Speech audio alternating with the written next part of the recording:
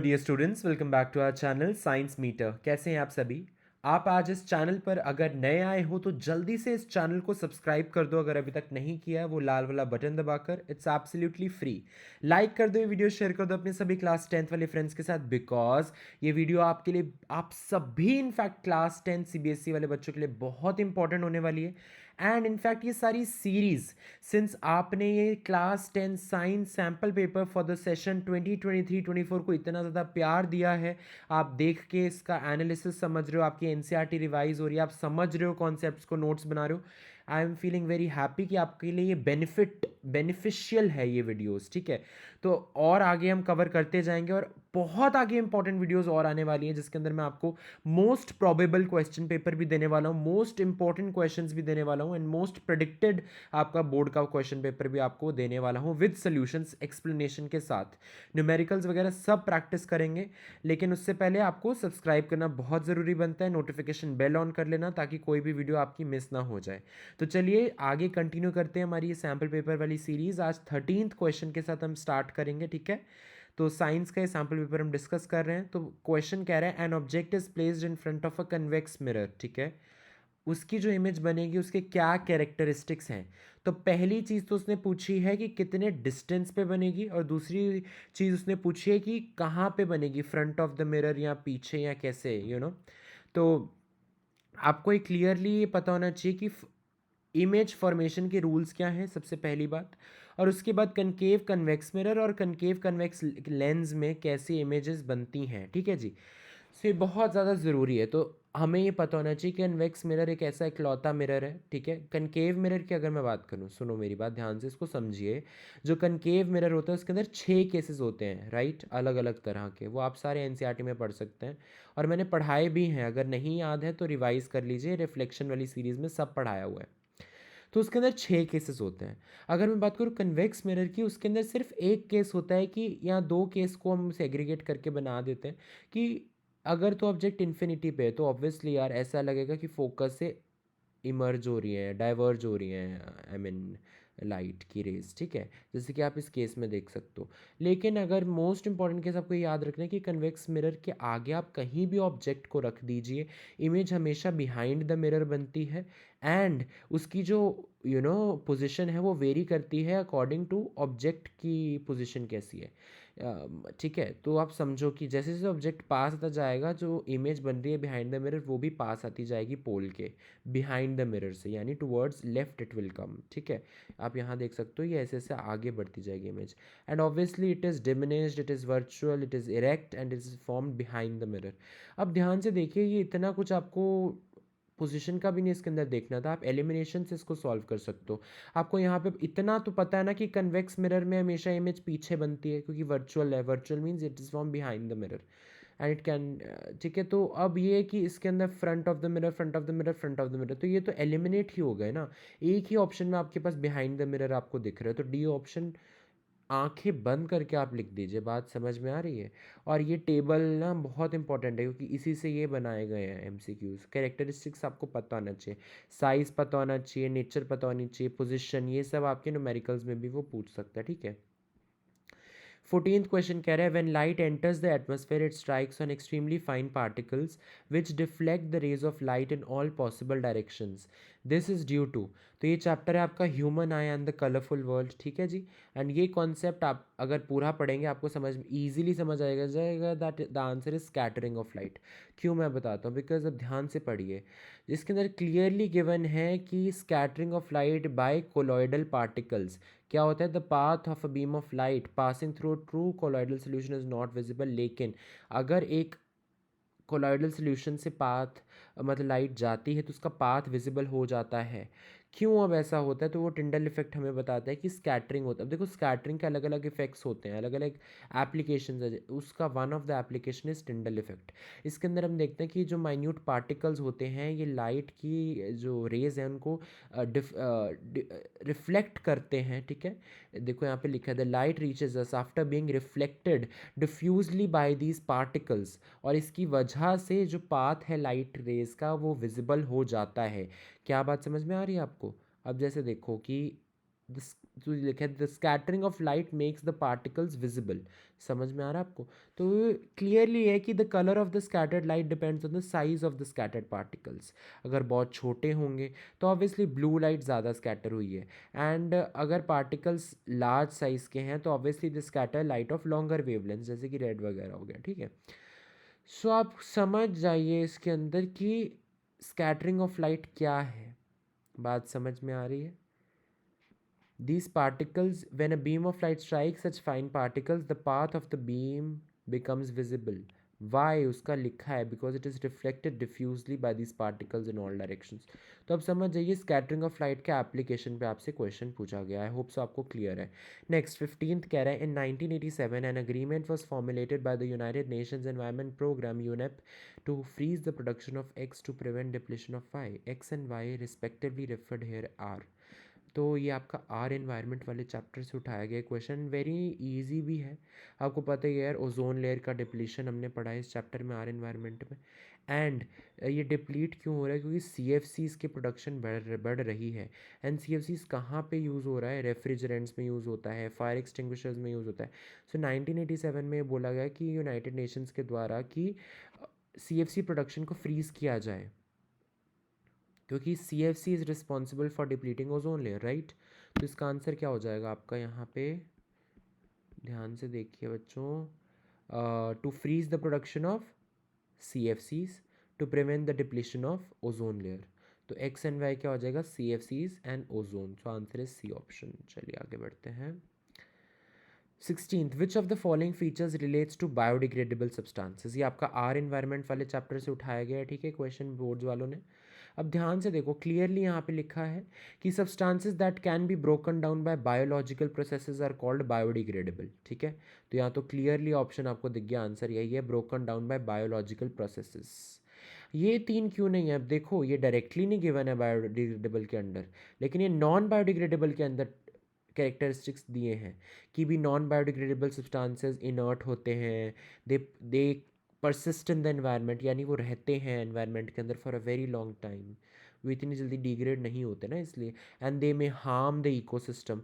तो ये सारे पॉइंट्स किसके? नॉन बायोडिग्रेडेबल के। ये दे रिमेन इनर्ट। इनर्ट मतलब नॉन रिएक्टिव, ठीक है। persist in the environment means they stay in the environment for a very long time, may harm the ecosystem। ये सारे नॉन बायोडिग्रेडेबल के कैरेक्टरिस्टिक्स हैं।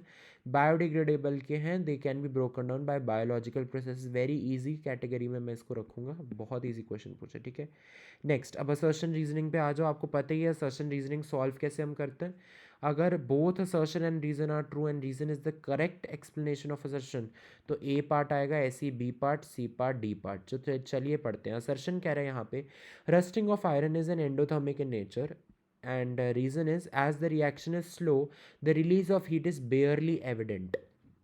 देखिए ये थोड़ा कन्फ्यूजिंग है, बिकॉज ये जो है ना कॉन्सेप्ट, ये आपको डायरेक्टली एनसीईआरटी में कहीं भी मेंशन नहीं मिलेगा, तो आप इसको कहीं ना कहीं आउट ऑफ सिलेबस भी कह सकते हो। बट द थिंग इज, आप अगर थोड़ा सा दिमाग लगाओगे तो समझ जाओगे, ठीक है।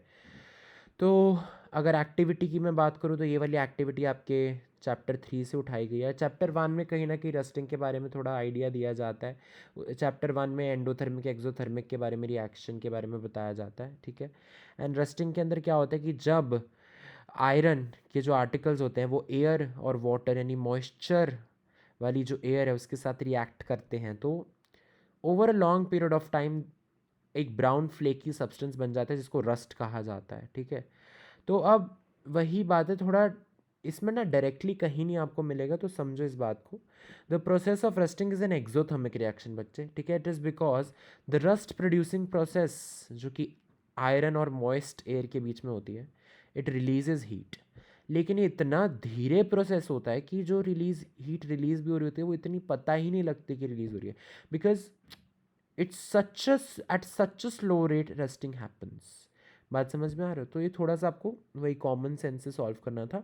तो असर्शन यहाँ पे गलत हो जाएगा, रीज़न आपका करेक्ट है कि रिएक्शन इतना स्लो होता है कि जो release of heat it is बेयरली evident, वो मुश्किल से ही आपको दिखेगी या फील होगी, ठीक है। ऐसा भी सोच लो कि एनवायरनमेंट में हो रहा है, हीट तो होती है, तो हीट रिलीज होगी ना, रस्ट हो रहा है, अटैक हो रहा है मेटल पे, तो रस्ट हीट तो रिलीज होगी ही ना। तो नेक्स्ट क्वेश्चन 18th, असर्शन कह रहा है probability of survival of an organism produce through sexual reproduction is more than that of an organism produce through a sexual mode. Reason कह रहा है variations provide advantages to individuals for survival. अब ध्यान से देखो, ये आपका हाउ डू ऑर्गेनिजम्स रिप्रोड्यूस वाले चैप्टर से है। तो ये जो है ना टॉपिक की variations provide advantages to individuals for survival, ये आपके इसमें आ जाता है द इम्पॉर्टेंस ऑफ वेरिएशंस। इसमें क्लियरली मैंशनड है कि वेरिएशन इज दस useful for the survival of species over time. बात समझ में आ रही है? एंड यहाँ पे पूरा आपका दिया है कि कैसे जो वेरिएशंस हैं इट अलाउज कि it gives the individuals chance for them to survive. ठीक है, तो अलग अलग वेरिएशंस होंगे तभी सर्वाइवल ऑफ द फिटेस्ट वाली जो थ्योरी है तो वो चांस बढ़ेगा।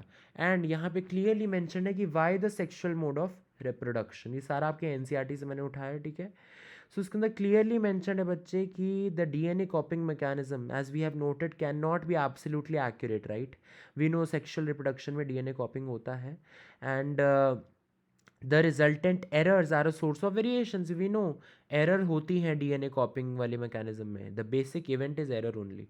तो वेरिएशंस आएंगी, अब वेरिएशंस आएंगी तो obviously every individual organism can not be protected by variations, but in a population variations are useful for insuring the survival of the species. तो आप समझ रहे हो, इससे इन्होंने एक असर्शन रीजन बना दिया। सो आंसर आपका क्या हो जाएगा? Both assertion and reason are true and yes reason is the correct explanation of assertion. तभी तो, अरे यार, अगर वेरिएशंस एडवांटेज दे रही है सर्वाइवल के लिए तभी तो प्रोबेबिलिटी सर्वाइवल की बढ़ रही है ना, and that too through sexual reproduction. Sexual reproduction में वेरिएशन ज़्यादा होती हैं, तो बिल्कुल सही है reason, and reason correctly justify कर रहा है असर्शन को। बात समझ में आई? चलिए आगे बढ़ते हैं नेक्स्ट क्वेश्चन की ओर। 19th असर्शन कह रहा है campus needle a compass needle is place near a current carrying wire, the deflection of the compass needle decreases when the magnitude of the current in the wire increases। ठीक है, reason कह रहा है the strength of a magnetic field at a point near the conductor increases on increasing the current. समझो बात को, assertion बिल्कुल गलत है, रीज़न बिल्कुल सही है। अगर आप करंट की स्ट्रेंथ बढ़ा दोगे वायर के अंदर तो ऑब्वियसली मैग्नेटिक फील्ड की स्ट्रेंथ भी ऑटोमेटिक बढ़ जाएगी, और क्योंकि मैग्नेटिक फील्ड की स्ट्रेंथ बढ़ जाएगी तो कंपास नीडल डिफ्लेक्ट तेज़ी से करेगा। तो डायरेक्टली प्रोपोर्शनल केस होता है हमेशा, एंड ये क्लियरली एनसीईआरटी के अंदर गिवन है हमें। What happens to the deflection of the compass needle placed at a given point in the current in the copper wire is changed। ठीक है, to see this vary the current in the wire। we find कि deflection needle की बढ़ जाएगी या घटेगी बढ़ेगी change होएगी। कैसे? जैसे ही करंट बढ़ेगा डिफ्लेक्शन भी बढ़ जाएगी। ठीक है, जैसे ही करंट घटेगा डिफ्लेक्शन घट जाएगी। It indicates that the magnitude of the magnetic field, यानी जो मैग्नेटिक फील्ड प्रोड्यूस हुआ है वायर में करंट होने से उसका जो मैग्नीट्यूड है या कहो जो स्ट्रेंथ है, it depends on the amount of current that is flowing through the wire. अगर वायर में से तेज़ वाला करंट फ्लो करवाओगे तो मैग्नेटिक फील्ड भी स्ट्रॉन्ग प्रोड्यूस होगा। अगर कम करंट फ्लो हो रहा है वायर से तो मैग्नेटिक फील्ड भी वीक होगा। सो स्ट्रॉन्ग मैग्नेटिक फील्ड का मतलब डिफ्लेक्शन तेज़ हो जाएगी, वीक मैग्नेटिक फील्ड का मतलब होता है कि डिफ्लेक्शन कम हो जाती है। समझ में आ रही है बात? सिमिलरली आप यहाँ पे पढ़ सकते हो एक्स्ट्रा नॉलेज के लिए, मतलब इससे भी तो क्वेश्चन बन सकता है ना कि डिफ्लेक्शन ऑफ नीडल को क्या इफेक्ट होगा अगर डिस्टेंस घट बढ़ जाता है। अगर दूर ले जाओगे तो ऑब्वियसली यार मैग्नेटिक फील्ड लाइंस की स्ट्रेंथ, मतलब लाइंस थोड़ी वो हो जाती है ना, मतलब magnetic field lines are more concentrated near the poles, right? तो जितना पास रखोगे उतना स्ट्रेंथ बढ़ेगा मैग्नेटिक फील्ड का। जितना कंपास को दूर लेके जाओगे उस वायर से जिसके अंदर से करंट बह रहा है तो ऑब्वियसली मैग्नेटिक फील्ड थोड़ा दूर हो जाएगा ना, लाइंस मैग्नेटिक फील्ड लाइंस थोड़ी दूर हो जाएंगी तो obviously it will get weak. तो वही वो कह रहा है magnetic field produce by current by a given current carrying conductor decreases as the distance from it increases. बात समझ में आ रही है? तो ये इसलिए दे दिया ताकि अगर कुछ ऐसा क्वेश्चन है तो आप कर सको। 20th कह रहा है assertion biodegradable substances result in the formation of compost and natural replenishment. ठीक है, रीजन कह रहा है it is due to break down of complex inorganic substances into simple organic substances. समझो बात को, ये जो लाइन है ना ये आपके डीकम्पोजर्स का एक्चुअली एक फंक्शन है, एक मैकेनिज्म है कि ये जो डीकम्पोजर्स होते हैं ये कॉम्प्लेक्स ऑर्गेनिक सब्सटेंसेस को बच्चे इनऑर्गेनिक में कन्वर्ट करते हैं, ना कि इनऑर्गेनिक को ऑर्गेनिक में।